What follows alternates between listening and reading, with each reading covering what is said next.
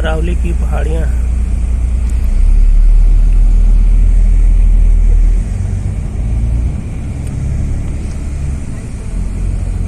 जो दिल्ली तक चली गई हैं। ये राजस्थान को मध्य प्रदेश से बॉर्डर पर स्थित है।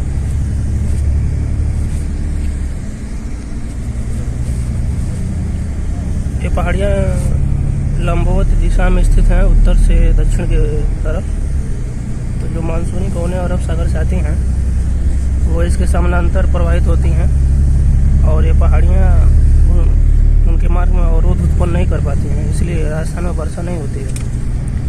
अगर इनका विस्तार पूरब से पश्चिम के बीच होता है तो अवरोधक का कार्य करती, जो आर्द्र पवनें हैं राजस्थान में बारिश करती, लेकिन ऐसा नहीं है।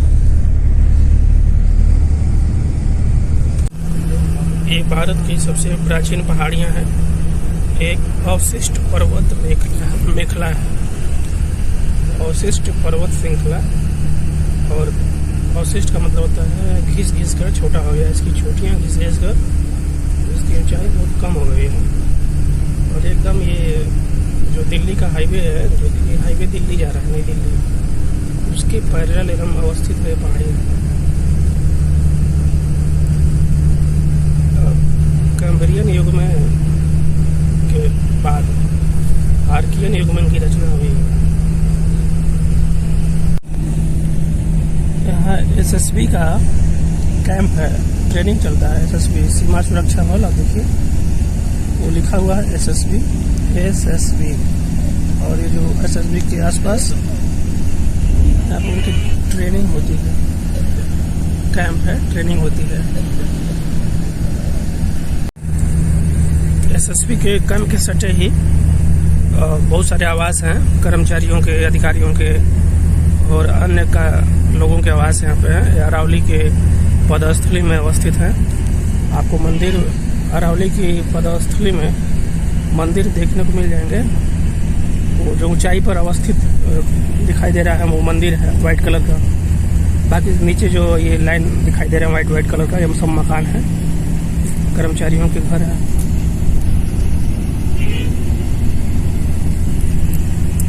ये बहुत प्राचीन पर्वतमाला है। इस पर्वतमाला में बहुत प्राचीन काल से अपक्षय और अपर्दन की प्रक्रिया चल रही है। तो देखिए वहाँ अपक्षय की प्रक्रिया ज़्यादा हुई है, वाइट मिट्टी वहाँ पे अपक्षय, जहाँ पेड़ पौधे कम है वहाँ पर अपक्षय और अपक्षय ज़्यादा हुआ है, और जिस कारण से इसकी ऊंचाई कम होती जा रही है धीरे धीरे। ये क्रिया बहुत धीरे धीरे होती है, इसलिए मनुष्य अपने जीवन काल में इसका अनुमान नहीं लगा सकता। ये धरती की सबसे प्राचीन पर्वत मेखला है अरावली की पहाड़ियाँ।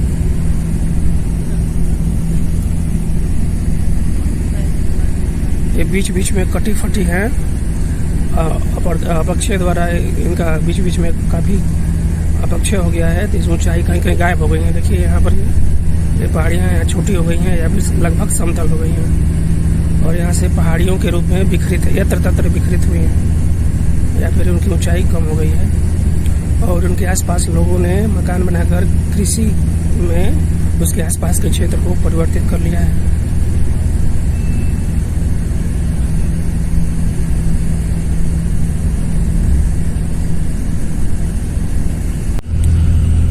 यहाँ अरावली का एक अवशेष है, उसकी पहाड़ियाँ हैं, बीच में उसका अपक्षय और अपर्दन हो गया तो पहाड़ियाँ गायब हो गई हैं। अरावली पर्वत श्रृंखला प्री कैम्ब्रियन युग से प्रारंभ हुए थे और इसकी आयु जो है 45,000 लाख वर्ष पूर्व है। और ये गुजरात के पालमपुर से राष्ट्रपति भवन तक रायलसीना हिल्स इसका हिस्सा है। 692 किलोमीटर की लंबाई में फैली है और इसका 80% भाग राजस्थान में पड़ता है। अलवर और भरतपुर के पास ये पहाड़ियाँ बिल्कुल कट फिट गई हैं, उनकी ऊंचाई कम हो गई है। भरतपुर अलवर राजस्थान में पड़ता है, आप जानते हैं। ये अलवर का इलाका है, भरतपुर का इलाका है। नई दिल्ली जाते समय रास्ते में टोल प्लाजा पड़ा। देखिए यहाँ पर गाड़ियाँ लगी हुई हैं। फास्टैग का विकल्प है, नो कैश। कई सारे लेन बने हुए हैं, 70, 16, 15। इसमें चंद सेकंड में ही आप टैक्स चुका कर गाड़ी ले आ सकते हैं। ये नेशनल हाईवे है जो दिल्ली से मुंबई जाती है, तो उसी रोड पे ये अवस्थित है।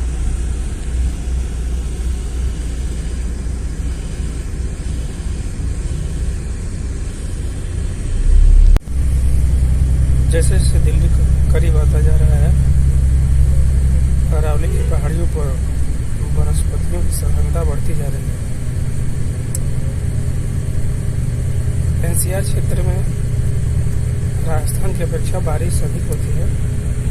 देखिए भरतपुर के पास जो राजस्थान का इलाका है, वहाँ वनस्पतियाँ नहीं थी, लेकिन अभी हम गुरुग्राम पहुँचने वाले हैं। तो गुरुग्राम एनसीआर में आता है, वहाँ पर वनस्पतियाँ अधिक अरावली वाले क्षेत्र में। इसका अर्थ ये है कि यहाँ पर बारिश राजस्थान के भरतपुर की अपेक्षा अधिक हो रही है।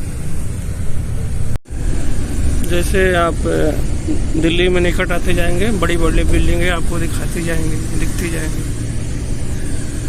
गुरुग्राम हम लोग पहुँचने वाले हैं जस्ट। देखिए बिल्डिंग, टावर,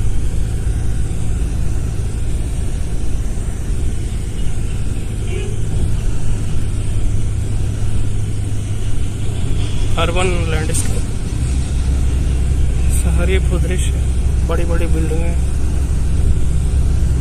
टावर दिखाई देंगी।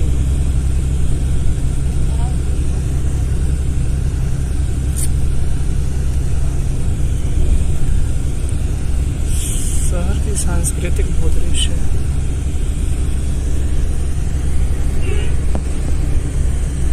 बहुत ही खूबसूरत।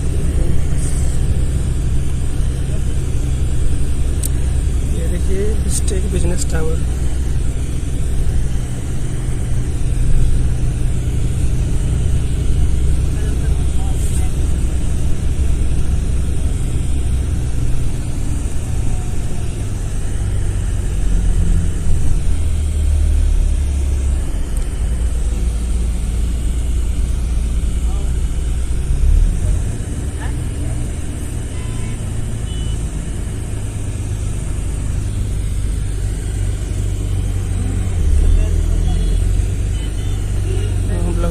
पहुंच चुके हैं गुरुग्राम।